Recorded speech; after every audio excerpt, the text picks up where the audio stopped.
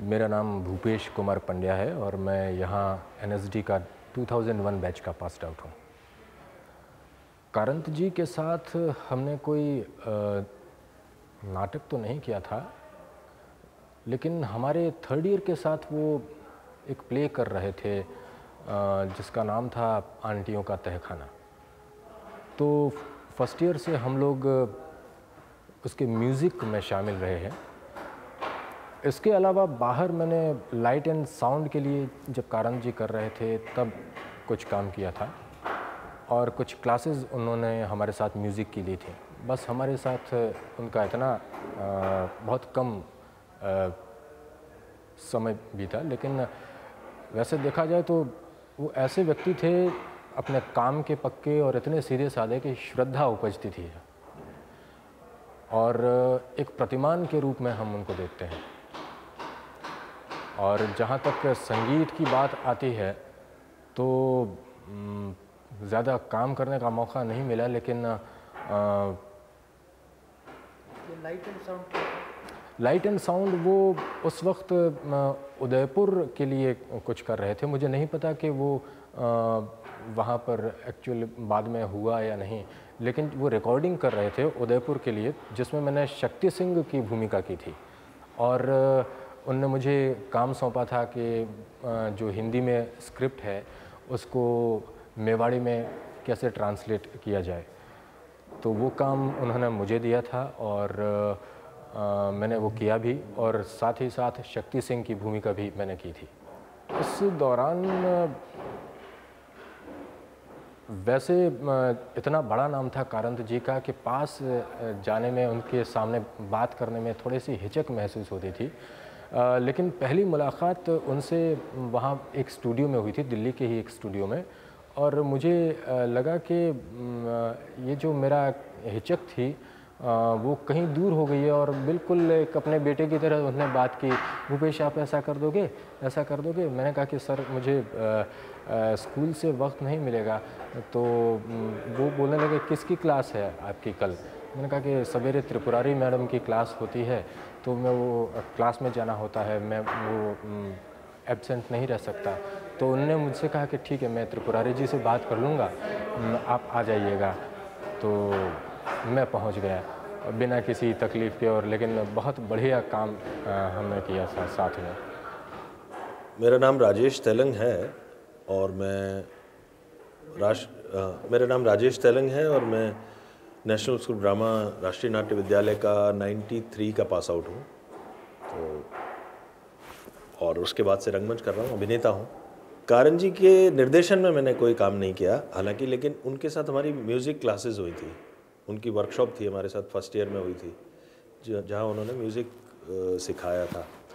और उसके बाद एक प्ले हमने किया था अंधा युग, वो डायरेक्ट रामगोपाल बजाज ने किया था, लेकिन कारंत जी ने उसका संगीत निर्देशन किया था। तो ये दो बड़े वाक़ये हैं जिन पे मतलब लंबा वक्त है, मतलब 1.5-2 महीने के अंतराल वक्त में उनके साथ काम किया लंबा।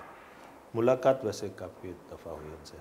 कारंत जी के साथ सीखना बहुत ही ज़्यादा हंसी मजाक खेल की तरह से होता था हमेशा। मतलब मुझे जितना याद पड़ता है, बहुत ही हंसते खेलते, और उन्होंने जो म्यूज़िक को लेके जो बिल्कुल जो हमारी जो विचार होता है वो बिल्कुल तोड़ दिया उन्होंने। मतलब वो कहते थे कि जैसे कविता और संवाद के बीच कुछ संगीत होता है,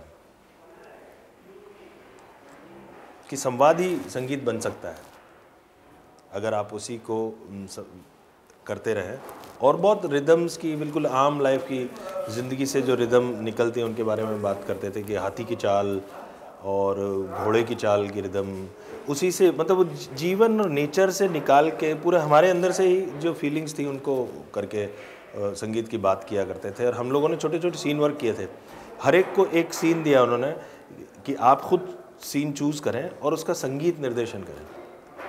तो मैंने ज़िंदगी में बस वो एक ही संगीत निर्देशन किया था, एक नाटक के एक सीन का, पैर तले की ज़मीन एक नाटक था मोहन राकेश का, उनका एक सीन लेके मैंने किया था। और उसमें वो ऐसा कहते थे कि मतलब जो अपने कन्वेंशनल इंस्ट्रूमेंट्स हैं उनका इस्तेमाल मत करो फॉर एक्सरसाइज। तो हम लोगों ने जैसे टीन का पतरा, डब्बा, पानी, कुछ भी ऐसी चीज़ों को लेके म्यूज़िक क्रिएट किया था, म्यूज़िक और सारी चीज़ें। तो ये एक अनुभव था। मैं आपको 2-4 लाइन सुना देता हूँ उनके म्यूज़िक की, जो मुझे याद जितना है। अंधायुग का एक छोटा सा गाना सुनाता हूँ जो उनका कारण जी के द्वारा कंपोज किया हुआ था।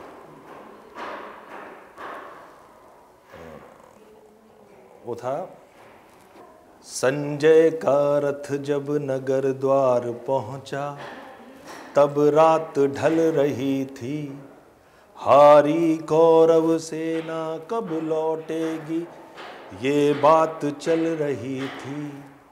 संजय से सुनते सुनते युद्ध कथा हो गई सुबह, पाकर यह गहन व्यथा गांधारी पत्थर थी। उस श्रीहत मुख पर जीवित मानव सा कोई चिन्ह न था।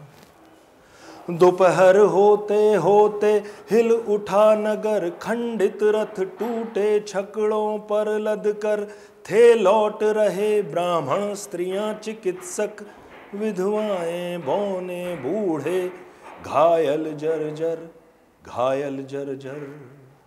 जो सेना रंग बिरंगी ध्वजा उड़ाते, रौंदते हुए धरती को गगन कपाते, थी गई युद्ध को 18 दिन पहले, उसका यह रूप हो गया आते आते।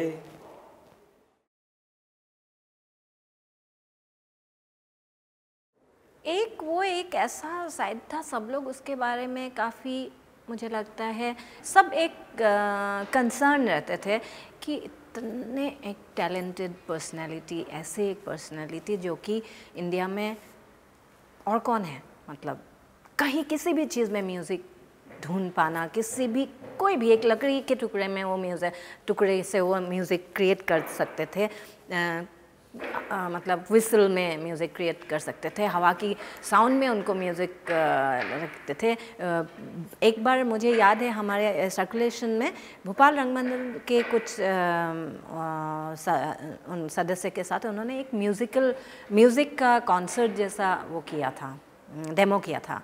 उसमें उन्होंने क्या क्या चीज़ों से म्यूज़िक नहीं निकाला है, और उस फाइनली एक बाइक आ गए थे इस पे स्टेज पे, ठीक है, वो तो म्यूज़िक को ब्रेक करता था, लेकिन वो उन्होंने कैसे उस चीज़ को यूज़ किया, इट्स अमेजिंग। मतलब बाबा जैसे और मुझे नहीं लगता कोई है अभी, और कोई आई डोंट नो, मतलब अगर है भी मैं नहीं जानती, लेकिन ऐसे एक पर्सनैलिटी जो इस तरह की किसी फेज़ के थ्रू गुजर रहे थे, तो of course everyone was concern about that.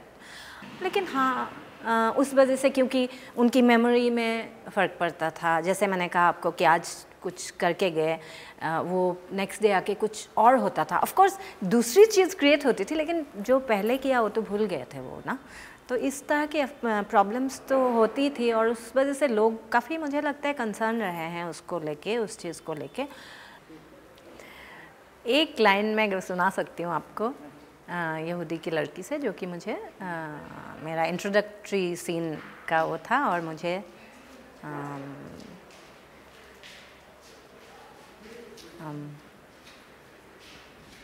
नहीं, इंट्रोडक्टरी नहीं, जो राहिल बहुत दुखी है, तो तब एक्चुअली मुझे सही में याद नहीं, एक लाइन बस। हाँ, या वहाँ से नहीं, मैं कुछ और प्ले से गाती हूँ, आप एक सा, हाँ अच्छा, लेकिन वो मैंने कभी किसी प्ले में, उस प्ले में मैं नहीं थी, लेकिन हयवदन का गाना। आयो रे आयो सवार, अलबेला बाका सवार, आयो रे आयो सवार, अलबेला बाका सवार।